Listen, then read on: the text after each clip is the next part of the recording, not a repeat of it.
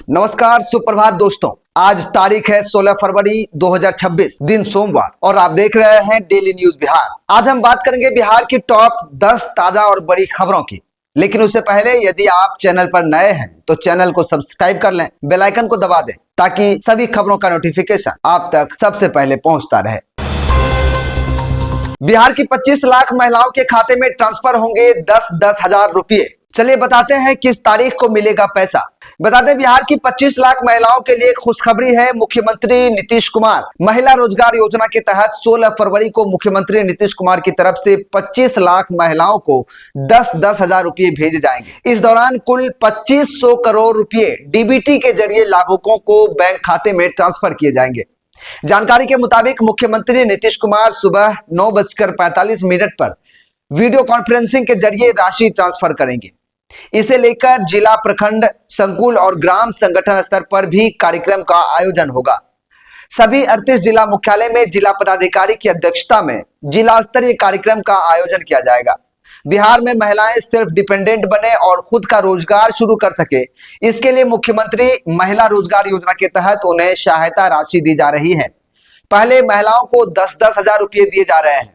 इसके बाद सरकार 2-2 लाख रुपए की सहायता राशि भी देगी।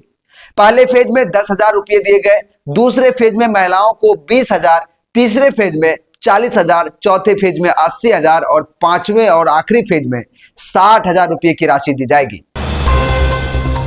बिहार में 17,000 पूर्व सैनिकों की होगी सीधी बहाली। जानिए सरकार ने क्यों उठाया कदम। बिहार सरकार ने राज्य की सुरक्षा व्यवस्था को और मजबूत बनाने के लिए बड़ा कदम उठाया है।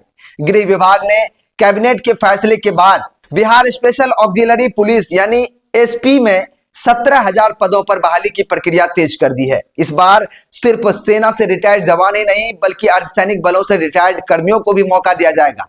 अब तक में एसपी में केवल भारतीय सेना के पूर्व जवानों को कॉन्ट्रैक्ट पर रखा जाता था, लेकिन पहली बार अर्धसैनिक बलों के रिटायर्ड जवानों को भी सीधे नियुक्ति दी जाएगी। सरकार का मानना है कि अनुभवी और प्रशिक्षित जवानों को आने से कानून व्यवस्था और भी ज्यादा मजबूत होगी।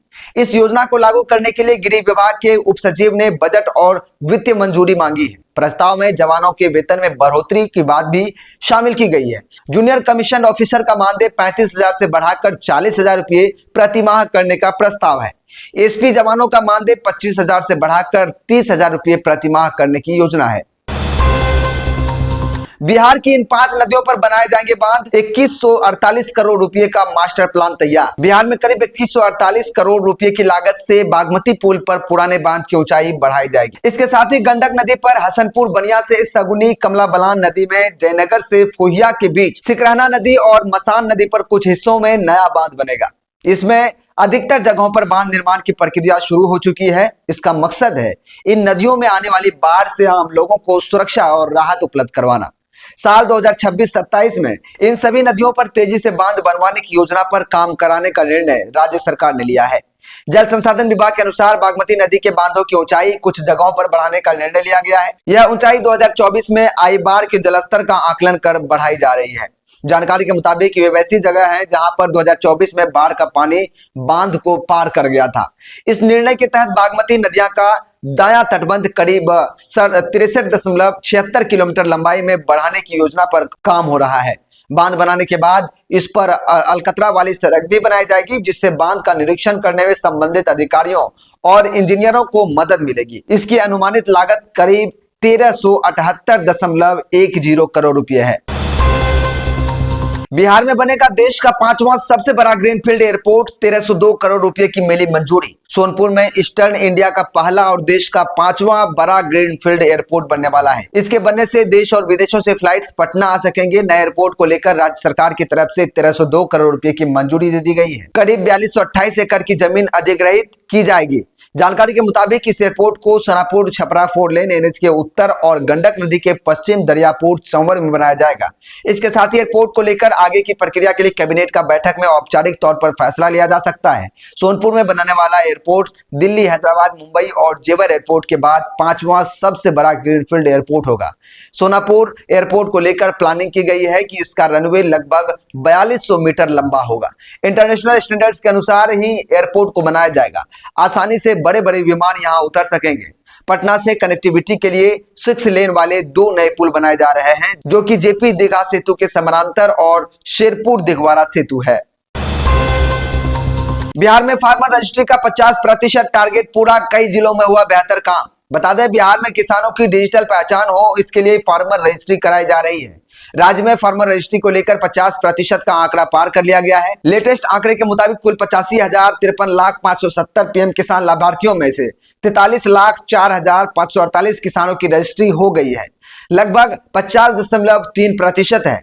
जानकारी के मुताबिक 50% का आंकड़ा पार करते ही राज्य को केंद्र सरकार से दूसरी किस्त के रूप में 450 करोड़ रुपए मिलने का रास्ता साफ हो गया है। अभियान के तहत जिलों में राजस्व कर्मचारियों, अंचलाधिकारियों और कृषि अधिकारियों और सभी जिला प्रशासन की सक्रिय भागीदारी से शिविरों का आयोजन कर तेजी से नामांकन किया गया। कई जिलों ने उल्लेखनीय प्रदर्शन भी किया है, जिसमें वैशाली ने 102% उपलब्धि दर्ज कर राज्य में पहला स्थान हासिल किया है, जबकि शिवहर, बेगूसराय, कटिहार और बक्सर जैसे जिलों ने भी लक्ष्य के करीब या उससे अधिक प्रगति दर्ज की है। पीएम किसान के लिंक्ड फार्मर रजिस्ट्री के तहत भी 22,51,639 किसानों का नामांकन किया जा चुका है, जो 26.32% है। विभाग अधिकारियों के अनुसार बाकी किसानों के नामांकन पर विशेष ध्यान दिया जा रहा है। क्या महागठबंधन छोड़ेंगे आईपी गुप्ता? तेजस्वी को देंगे झटका? हैदराबाद में असदुद्दीन ओवैसी से मिले इंडियन इंक्लूसिव पार्टी के राष्ट्रीय अध्यक्ष और सहरसा विधायक आईपी गुप्ता ने हैदराबाद में एआईएमआईएम के स्थापना दिवस में मुख्य अतिथि के रूप में भाग लिया। फिलहाल वे बिहार में महागठबंधन का हिस्सा हैं, लेकिन इस मुलाकात के बाद उनके एआईएमआईएम में शामिल होने की अटकलें तेज हो गई है। पिछले विधानसभा चुनाव में उन्होंने राजद और कांग्रेस के साथ चुनाव लड़ा था। एआईएमआईएम ने उनके साथ आरक्षण मुद्दे का भी समर्थन किया है। आईपी गुप्ता फिलहाल बिहार में महागठबंधन का हिस्सा है, लेकिन जिस तरीके से आज ओवैसी की पार्टी ने हैदराबाद में उन्हें बुलाकर अपनी पार्टी के स्थापना दिवस में मुख्य अतिथि बनाया है, उसके बाद अब कयास लगाए जा रहे हैं कि क्या आईपी गुप्ता महागठबंधन से निकलकर ओवैसी की पार्टी में शामिल हो सकते हैं। बीते बिहार विधानसभा चुनाव में आईपी गुप्ता ने राजद और कांग्रेस के साथ मिलकर चुनाव लड़ा था। ऐसा करने में आईपी गुप्ता को कोई दिक्कत भी नहीं होनी चाहिए, क्योंकि वह अपनी पार्टी के इकलौते विधायक हैं। दूसरी तरफ ओवैसी की पार्टी ने भी आईपी गुप्ता को आरक्षण दिए जाने के मुद्दे का समर्थन किया है। अब वाहन चालकों की खैर नहीं, बीमा, फिटनेस या पीयूसी नहीं तो हाईवे पर अपने आप कट जाएंगे आपका चालान। अगर आप बिहार के टोल प्लाजा से गुजरते हैं तो यह खबर आपके काम की है। महाशिवरात्रि के अवसर पर बिहार में परिवहन विभाग की ओर से बड़ा कदम उठाया है। विभाग ने सड़क सुरक्षा सुदृढ़ एवं प्रभावी बनाने की दिशा में एक महत्वपूर्ण कदम उठाते हुए अब राज्य के कुल 31 टोल प्लाजों पर अत्याधुनिक ई डिटेक्शन सिस्टम के माध्यम से ऑनलाइन चालान की कार्रवाई की जाएगी। इन टोल प्लाजा से गुजरने वाले ऐसे वाहन जिनके पास वैध इंश्योरेंस, फिटनेस प्रमाण पत्र अथवा प्रदूषण नियंत्रण प्रमाण पत्र उपलब्ध नहीं होगा, उनका चालान स्वतः ऑनलाइन कट जाएगा। ई डिटेक्शन सिस्टम से न केवल पारदर्शिता बढ़ेगी, बल्कि सड़क दुर्घटना में कमी लाने में भी सहायता मिलेगी। बिना फिटनेस और प्रदूषण जांच के वाहन सड़क पर गंभीर खतरा उत्पन्न करते हैं। इस प्रणाली के माध्यम से ऐसे वाहनों की पहचान कर त्वरित कार्रवाई सुनिश्चित की जाएगी। बिहार में मिनी चुनाव का ऐलान, 24 जिलों के 436 पैक्सों में 18 मार्च को पड़ेंगे वोट। बिहार में पैक्स चुनाव की तारीख तय कर दी गई है। इलेक्शन कमेटी ने अधिसूचना जारी कर बताया है कि 2 दर्जन जिलों के कुल 436 पैक्सों में 18 मार्च को मतदान होगा। उसी दिन वोटों की गिनती भी होगी और नतीजे भी घोषित कर दिए जाएंगे। चुनाव और परिणाम एक ही दिन में साफ हो जाएंगे। चुनाव प्रक्रिया 6 और 7 मार्च से शुरू होगी। इसके बाद 9 और 10 मार्च को नामांकन पत्रों की जांच यानी स्क्रूटनी होगी।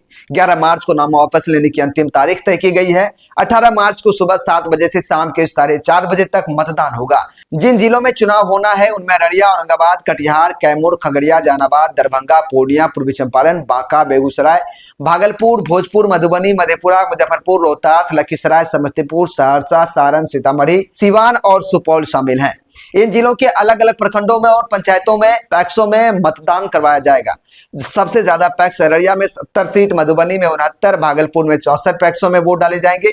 इसके अलावा सिवान में 37, कटिहार में 22, सुपौल में 21 और सारण में 20 पैक्सों में वोट डाले जाएंगे। खगड़िया और बांका में 2-2 जबकि मुजफ्फरपुर में सिर्फ 1 पैक्स में चुनाव होगा। ईपीएफओ के नए ऐप में मिलेंगी यूपीआई से पीएफ निकालने की सुविधा। जानिए क्या कुछ बदलेगा। बता दें, कर्मचारी भविष्य निधि संगठन यानी ईपीएफओ अपने करोड़ों सदस्यों के लिए एक बड़ा बदलाव लाने जा रहा है। अब प्रोविडेंट फंड निकालने की प्रक्रिया और भी आसान और तेज होगी। संगठन एक नए मोबाइल ऐप और पोर्टल विंडो के जरिए यूपीआई आधारित विथड्रॉ सुविधा शुरू करने की तैयारी में है। इससे सदस्य को अपने पीएफ बैलेंस का हिस्सा तुरंत निकाल पाएंगे और सीधा पैसा उनके बैंक खाते में पहुंच जाएगा। नए सिस्टम में सदस्य को विथड्रॉ का कारण चुनना होगा, जैसे बीमारी, पढ़ाई, शादी या घर। इसके बाद एलिजिबल रकम सीधे पीएफ अकाउंट से जुड़े सेविंग्स बैंक अकाउंट में ट्रांसफर हो जाएगी। ट्रांजैक्शन को सब्सक्राइबर के लिंक्ड यूपीआई पिन से ऑथेंटिकेट किया जाएगा और पूरा प्रोसेस यूपीआई पेमेंट गेटवे के जरिए होगा। इसका मतलब यह है कि पैसा लगभग तुरंत सेटल हो जाएगा। अभी के नियमों के अनुसार सदस्य अपने पीएफ बैलेंस का 75% तक निकाल सकते हैं, जबकि पूरा पेंशन फंड तभी निकाला जा सकता है जब व्यक्ति 1 साल से बेरोजगार हो। नई सुविधा इन नियमों को बरकरार रखते हुए सिर्फ प्रोसेस को तेजी और आसान बनाएगी। बिहार में दिन में पंखा और रात में कंबल, शेखपुरा रहा सबसे ठंडा। जाने आज कैसा रहेगा मौसम। बिहार के मौसम में इन दिनों एक अजीबोगरीब विरोधाभास देखने को मिल रहा है। पछुआ हवाओं के प्रभाव से राज्य में दोहरी ऋतु जैसा एहसास हो रहा है। यह आलम यह है कि दोपहर की तेज धूप में लोगों को पंखा चलाने की जरूरत पड़ रही है, तो वहीं रात होते ही पारा इतनी तेजी से गिर रहा है कि बिना कंबल के सोना मुश्किल है।